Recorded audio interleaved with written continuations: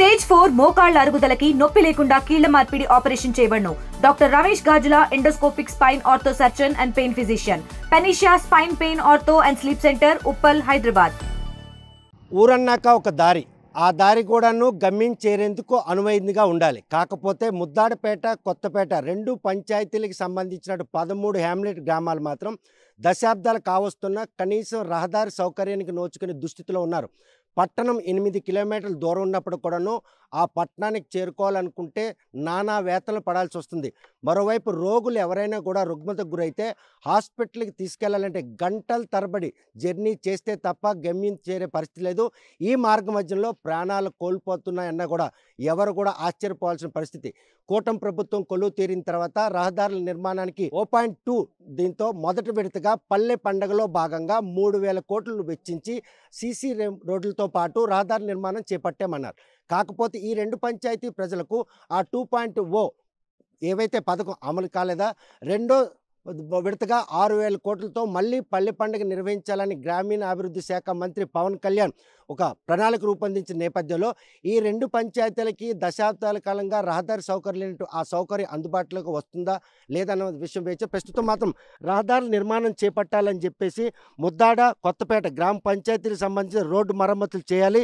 రుప్పపేట, అదేవిధంగా నగిరిపేట, ముద్దాడ, సెగిడిపేట, ముద్దాడ, అదే అంబేద్కర్ నగర్, కొత్తపేట, కొయ్యవానిపేట, చిన్న కొయ్యవానిపేట అంటే ఈ 6 గ్రామాలకు సంబంధించిన రహదారి సంబంధించిన రోడ్లు ఎలాగున్నాయి ఆ దుస్థితిని మాత్రం కూటమి ప్రభుత్వం తెలియజేసేందుకు గ్రామస్తులందరూ కూడా ఇలా రోడ్డు నిర్మించాలి, లేక కనీసం మరమ్మతులు చేపట్టాలని వారు మాత్రం ఈరోజు రోడ్లపైకి రావడం జరిగింది. ప్రస్తుతం వారికి వచ్చినటువంటి ఈ సమస్య ఏంటి, ఎన్నాళ్ళ నుండి ఈ సమస్య వల్ల సతమతం అవుతున్నారు, అసలు పట్టణానికి వెళ్ళకపోతే పూట గడవని పరిస్థితి నెలకొన్న ఈ నేపథ్యంలో రహదారి సౌకర్యం లేనటువంటి ఈ గ్రామస్తులకు ఎప్పుడు అందం ద్రాక్షగా ఉన్నాయి ఈ రహదారి అందుతుందా అని ఆశగా ఎదుర్చోం. వీరి తాలూకు సమస్యను తీర్చేందుకు కూటమి ప్రభుత్వం దిగొస్తుందా, ఈ రహదారి నిర్మాణం చేపడుతుందా, అసలు ఎందుకు రోడ్డుకి ఎక్కారన్న విషయం వారితో మాట్లాడదాం. అసలు ఎందుకు ఈరోజు రోడ్డు ఎక్కాల్సిన పరిస్థితి చూస్తే కనుక మేము కూడా గ్రామానికి వచ్చాం, కనీసం నడవడానికి కూడా అనువు కానటువంటి రహదారి. ఒక్కరోజు రావడానికి మాకు ఇన్ని ఇబ్బందులు ఉంటే ఈ గ్రామాల్లో ఉండి బయట పనులు కావచ్చు లేకపోతే ఇతర కార్యక్రమాలు ఎటువంటి ఇబ్బందులు పడుతుంది. నా పేరు బెండి రామారావు అండి. మాది ముద్దాడ గ్రామ పంచాయతీ. మా గ్రామ పంచాయతీ తరపున సెగిడిపేట, రుప్పపేట, అంబేద్కర్ నగరు, చిన్న కోయవనపేట, పెద్ద కోయవనపేట 6 గ్రామాలు ఉన్నాయి. మా గ్రామ పంచాయతీ గ్రామ ప్రజలు సుమారుగా 6,000 మంది ఉన్నారండి. ఈ గ్రామాల నుంచి మేము డిపోకి వెళ్ళాలన్నా, బ్యాంక్కి వెళ్ళాలన్నా, ముద్దాడ సచివాలయం హెడ్ క్వార్టర్కి వెళ్ళాలి, తర్వాత వచ్చిన స్కూల్కి వెళ్ళాలన్నా ఈ కొత్తపేట మీదుగా ఇలా శ్రీకాకుళం వెళ్ళాలి. ఈ రోడ్డు నుంచి చాలామంది స్కూల్ మానేస్తున్నారు. రోగులు వచ్చామే హాస్పిటల్కి వెళ్లకుండా ఆర్ఎంపీ డాక్టర్కి పోషిస్తున్నారు. చాలా ఇబ్బందిగా ఉంది. ఈ గ్రామానికి కోతంత దూరంలో, శ్రీకాకుళం కోతంత దూరంలో ఉన్న 8 కిలోమీటర్ల దూరంలో ఉన్న ఈ రోడ్లు గత గవర్నమెంట్లో 2018లోనో 19లోనో గొలికిసి ఉగ్గిసాయి. ఆ తర్వాత నెక్స్ట్ వచ్చిన గవర్నమెంట్ కూడా మాకు రోడ్ల గురించి ఇలాగే ధర్నా చేసాము, కానీ అవ్వలేదు. మన గ్రీవెన్స్ కూడా ఒక 10 దప్పలలాగా వెళ్ళాము. ఈ 10 దప్పలు కూడా వెళ్తే ఆలోచన డిఈ ఏఈలు వచ్చి రోడ్ చూసి ఫోటోలు తీసుకుని వెళ్ళిపోతారు. ఏమంటే ఎస్టిమేషన్ వేసాము, కాంట్రాక్ట్ పాడారు, కాంట్రాక్ట్ వస్తారు వేస్తారనేసి 2 సంవత్సరాల కానీ చెప్తున్నారు. ఇంతవరకు వచ్చిన నాదుడు లేడు. ఈ గ్రామ ప్రజలు చాలా ఇబ్బంది పడుతున్నారు. మేమే కాదు, ఎవరు వచ్చినా ఈ గ్రామాలు మాకు ఓట్లు అనుకుని వస్తారు. మాకు రోడ్లు ఎంతవరకు వేయలేదు. అక్కడ గవర్నమెంట్ వచ్చామే పవన్ కళ్యాణ్ గారు 3,000 కిలోమీటర్ల రోడ్లు ఇచ్చామన్నారు, అవి అన్నారు ఇవి అన్నారు. మాకు ఇంతవరకు రోడ్లు లేవు. సుమారుగా మట్టి రోడ్డు రప్ప వరకు అయినా మాకు చేయండి అనేసి గ్రామ ప్రజలు కోరుతారు. ఆ కోరిక చూస్తే కనుక ప్రస్తుతం మాత్రం నడవడానికి కూడా అనువు కానటువంటి రహదారులపై దశాబ్దాల కారణంగా పట్టణానికి వెళ్ళాలంటే నానా వేతలు పడాల్సిన పరిణామాలు ఉన్నాయి. కాకపోతే 3,000 కిలోమీటర్లు సీసీ రోడ్లు వేశామని పవన్ కళ్యాణ్ నోట రావడం, మరి ఈ గ్రామస్తులకు ఆ సీసీ రోడ్డు నిర్మాణానికి నోచుకోలేని దుస్థితి, నడవడానికి లేనటువంటి ఈ తరుణంలో ప్రస్తుతం మాత్రం విద్యార్థులు స్కూళ్ళు మానేయడం, రుగ్మతతో బాధపడినటువంటి రోగులకు మాత్రం ఆర్ఎంపీ డాక్టర్లను ఆశ్రయించడం, అంటే పట్టణానికి వెళ్ళేందుకు రహదారి సౌకర్యం లేని పరిస్థితి. ఇక్కడ చూస్తే మహిళలు అసలు ఎటువంటి బాధలు పడుతున్నారు, మీ పిల్లలు చదువుకుంటున్నారా, స్కూల్కి వెళ్ళాలంటే ఎటువంటి ఇబ్బంది? నా పేరు ఇందు అండి. నేను చదువుకున్నాను.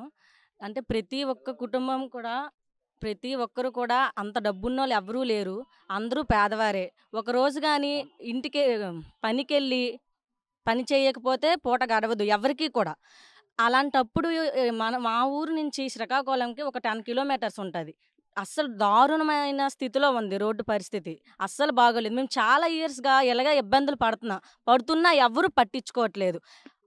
ఏంటి ఓటు హక్కు అని మా బాధ్యత అని చెప్పి అడగడానికి వచ్చిన వ్యక్తులు ఈరోజు రోడ్లు ఎందుకు వేయట్లేదని మేము ప్రశ్నిస్తున్నామండి. ఎచ్చెర్ల నియోజకవర్గానికి శివార్న ఉండడమే మీ పాలిటి శాపంగా అనుకోవచ్చా? ఈరోజు ఎచ్చెర్ల నియోజకవర్గంకి అదేవిధంగా రణస్థలంలో ఉన్నారు ఎమ్మెల్యే. ఇది శ్రీకాకుళం పట్టణంకి 8 కిలోమీటర్లు, ఎచ్చెర్ల కాన్స్టిట్యున్సీకి చివరి గ్రామాలు కావడం ఇటువంటి దుర్గతిలో జీవనం సాగిస్తున్నారు. అవునండి. చాలా అంటే చాలా లోపలికి ఉంది కాబట్టే మా ఊరికి రోడ్లు వేయట్లేదు. మరి అలాంటప్పుడు ఓట్లకి ఎందుకండి వస్తున్నారు ఇంత లోపలికి?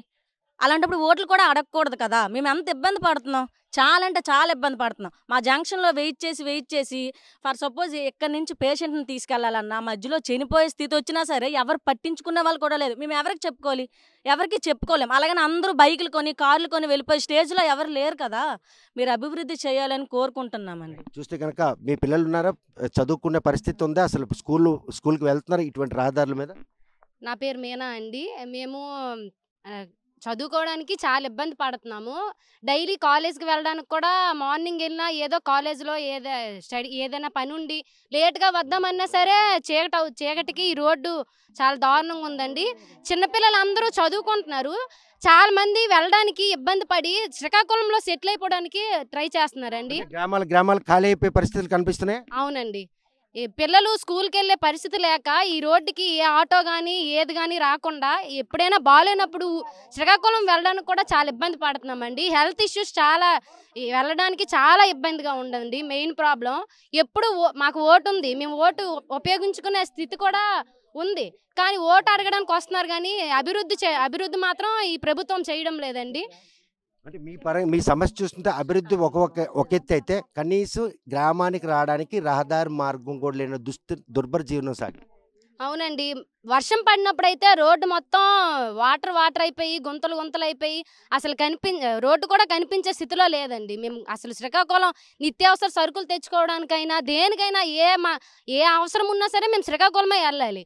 ఎందుకంటే మాది కాన్స్టిట్యున్సీకి చివరి గ్రామం కాబట్టి శ్రీకాకుళం వెళ్ళడానికి మాకు అసలు అవ్వడం లేదండి ఈ రోడ్డు వల్ల. దీన్ని అభివృద్ధి చేయాలని కోరుకుంటున్నామండి. ఎచ్చెర్ల కాన్స్టిట్యున్సీకి సంబంధించిన శివారు పంచాయతీలు ఏవైనా ఉన్నాయంటే అది ముద్దాడపేటతో పాటు కొత్తపేట. ఈ రెండు పంచాయతీలు మాత్రం ఈరోజు హ్యామ్లెట్ గ్రామస్తులు కూడాను పూర్తిగా రహదారి సౌకర్యం లేనటువంటి ఒక దుర్భర జీవనం సాగిస్తున్నారు. ప్రస్తుతం ఒక పెద్ద ఆవిడ ఉన్నారు. చూసి ఎన్నేళ్ళైందమ్మా ఈ గ్రామంలో ఉంటున్నావు? ఈ ఊరు అత్తోరా కన్నారు? ఈ రోడ్డుకి ఫస్ట్ రోజు వచ్చి సంబంధాలు మరుసటి రోజు వాళ్ళు ఫోన్ చేయడం లేదు, కనీసం వస్తామని చెప్పడం లేదు. మీ రోడ్డుకు నమస్కారం అయినేస్తాను. అలాంటప్పుడు సంబంధాలు కాదు, కష్ట సుఖాలకు కాదు, మంచి మధ్య వాళ్ళు కాదు, పలకరించడానికి కూడా ఎవరు కష్టాలు పడినా పలకరించడానికి కూడా చుట్టాలు రావడానికి కూడా కష్టమైపోతుంది. అలాంటిది మా పాప డెలివరీకి వచ్చాము, ఒక ఆటో పెట్టి తీసుకెళ్ళాలంటే మధ్యదారి నుండి వెళ్తాడు 3 గంటలైంది. ఈ 3 గంటల్లాగా చనిపోద్దేటని భయం వేసింది మాకు. ఆ పరిస్థితుల్లో రోడ్డు మీద తీసుకెళ్ళాం.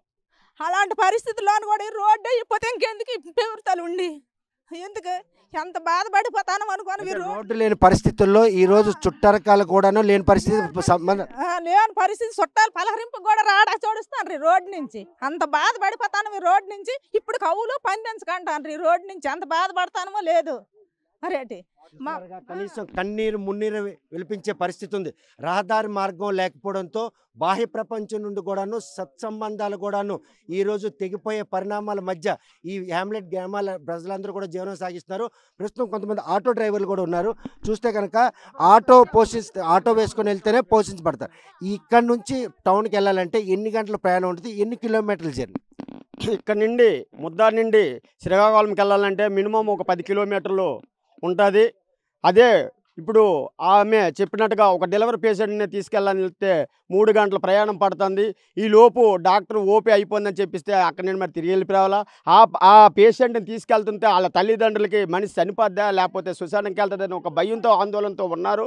ఆ వైద్యం కూడా క్లియర్ అవ్వక మానసిక వ్యాధితో ఇబ్బందులు పడి చాలా ఇబ్బందులు గురయ్యి ఈ రోడ్డు ప్రయాణం ఇంచుమించు 1982 నుండి ప్రభుత్వం వచ్చిన కాండి కూడా ఇప్పటికీ మారుమూల గ్రామం ఎచ్చెర్ల మండలానికి శివర ప్రాంతం అయిపోయిన చేత దళితులు ఎక్కువగా ఉన్నారు. అలాగనే పేద కుటుంబాలు బోల్డ్ ఉన్నాయి.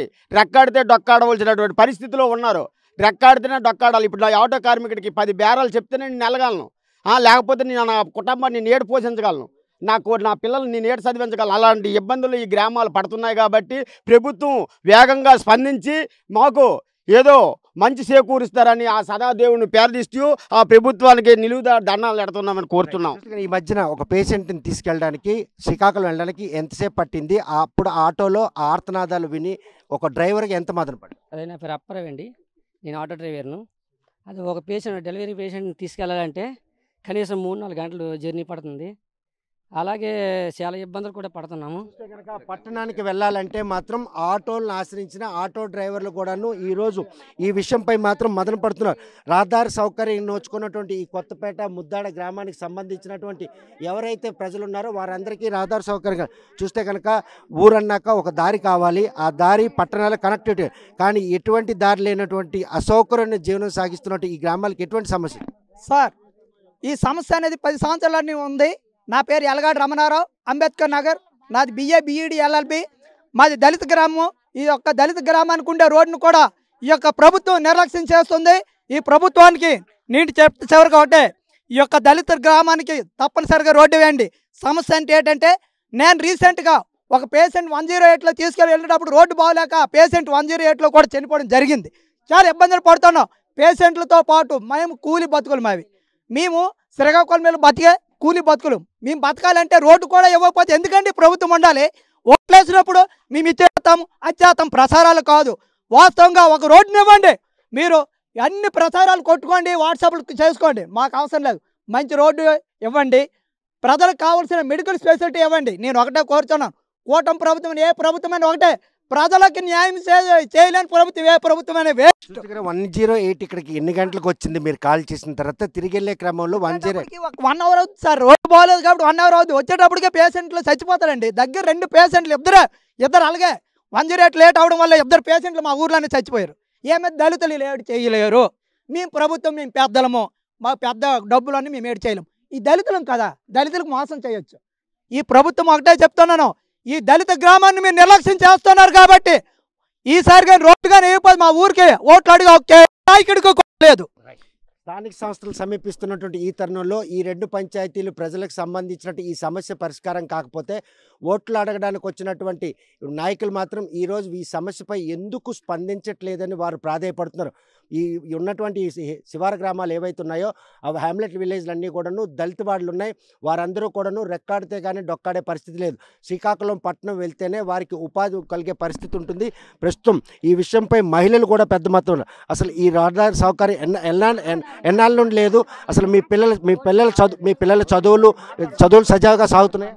సాగట్లేదండి, ఇబ్బంది అవుతుంది బాగా. రోడ్లు అస్సలు బాగాలేదు. ఏదైనా మాకు న్యాయం జరగాలి, మరి రోడ్డు కావాలి, న్యాయం జరగాలి. దేనికైనా చాలా ఇబ్బంది అవుతుంది. అసలు మా ఇంత బాధ ఇంకెవరికి అర్థం కావట్లేదు. ఇప్పటికీ ఇలాగే ఉండిపోయింది. ఇది ఇప్పటికైనా మరి అవ్వాలి, రోడ్లు మాకు కావాలి. అంటే ఏళ్ళు గడుస్తున్నాయి కానీ రహదారులు వేస్తున్నామని అన్నిటికీ చుట్టుపక్కల మేమే చాలా ఇదైపోతామండి. రోడ్లు చాలా ఇది మరి మనసు ఇంత బాధపడట్లేదు ఈ రోడ్ల కోసం. చాలా తిండికి గిండికి మాకు ఏటి ఇబ్బంది కాదు, ఈ రోడ్డు కోసమే మాకు ఇబ్బంది. చాలా కనుక రెక్కాడితే కానీ డొక్కాడిని ఈ జీవితాల్లో మాత్రం రహదారి సమస్య వారిని మాత్రం ఒక దీర్ఘకాలిక సమస్యగా వెంటాడుతుంది. ఈ 2 పంచాయతీలకు సంబంధించిన హ్యామ్లెట్ గ్రామాలకు మాత్రం తక్షణమే రహదారి సౌకర్యం కల్పించాలి. ఎచ్చెర్ల నియోజకవర్గానికి శివారు పంచాయతీలుగా ఉండడమే వారి పాలిట శాపంగా మారింది. 8 కిలోమీటర్ల దూరంలో ఉన్న శ్రీకాకుళం పట్టణం వెళ్ళాలంటే మాత్రం నానా వేతనం పడాల్సి వస్తుంది. రోగులు ఎవరైనా ఆసుపత్రికి తీసుకెళ్లాలంటే మార్గ మధ్యలోనే ప్రాణాలు కోల్పోయినటువంటి ఘటనలు కూడా చోటు చేసుకుని 108 రావాలంటే 8 కిలోమీటర్లు సుమారు 5 గంటలు జర్నీ చేస్తే తప్ప 108 వాహనం వచ్చే పరిస్థితి. ఇక ఆటో కార్మికుల విషయానికి వస్తే రోడ్డుపైకి ఆటో తీయాలంటే ఆటో మరమ్మతులతో పాటు ప్యాసింజర్లు ఎవరో కూడా ఆటో ఎక్కే పరిస్థితి. నడవడానికి కూడాను అనుకానటువంటి ఈ రహదారుల నిర్మాణం విషయంలో మాత్రం యుద్ధ ప్రాతిపదికన ప్రణాళిక రూపొందించి స్థానిక ఎమ్మెల్యేతో పాటు ఎంపీ కూడా స్పందించాలి. ఓట్లు అడగడానికి వచ్చినటువంటి నాయకులకి ఈరోజు తమ సమస్యలు పట్టించుకోకపోవడం విషయం మాత్రం పూర్తి స్థాయిలో ఖండిస్తున్నారు. ఎవరైనా కూడా ఇక ముందు ఈ గ్రామాలకు రావాలనుకుంటే మాత్రం ఎట్టి పరిస్థితుల్లో రహదారులు నిర్మించే రావాలని హెచ్చరిస్తున్నారు. మరి హెచ్చరిన పరిగణనలు తీసుకుని కూటమి ప్రభుత్వం ఈ 2 పంచాయతీలకు సంబంధించిన రహదారులు మరమ్మతు చేపడుతుందా లేకపోతే కొత్తగా రహదారులు నిర్మించి పట్టణానికి వీరికి వెళ్లేందుకు వెసులుబాటు కల్పిస్తుందా లేదన్న విషయం వేచి చూడాల్సిందే. వీడియో జర్నలిస్ట్ రామకృష్ణతో సత్యం, RTV శ్రీకాకుళం. ఏనన్నా నువ్వు రావాలి? తెలుగులో న్యూస్ కి ఫాస్టెస్ట్ యాప్ ఇప్పుడు టోటల్లీ న్యూ అవతార్లో జస్ట్ 5 సెకండ్స్ లో కంప్లీట్ న్యూస్. సోషల్ మీడియాలో ట్రెండ్స్ కి one stop solution. Live TV app voice search option తో ఇప్పుడే డౌన్లోడ్ చేయండి లేదా అప్డేట్ అయిపోండి. యాప్ లింక్ డిస్క్రిప్షన్ లో ఉంది.